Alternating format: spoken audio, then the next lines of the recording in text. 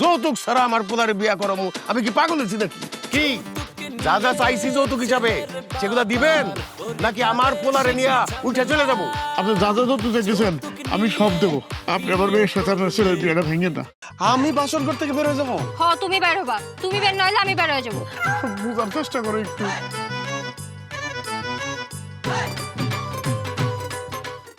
শরীর মন সব ভালো হয়ে যায়, শরীরের সমস্ত রোগ শোক সব চলে যায়।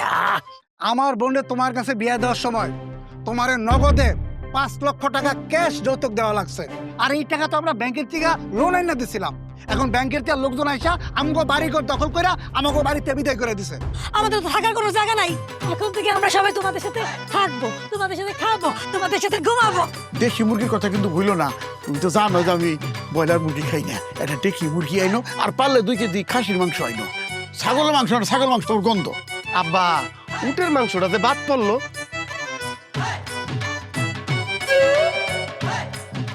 খাটটা বড় আছে, 2 জন শুয়ে রয়েছেন, 3 জন শোয়া যায়, তাই আমি পাশে শুয়ে পড়ছি।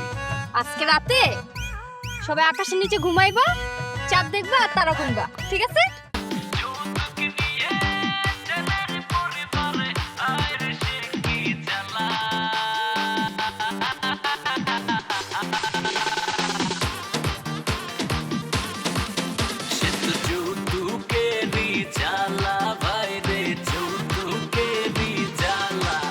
চায়ের কাপে সমাজ বদলের ঝর্ণা তুলে আগে গোছান নিজেকে।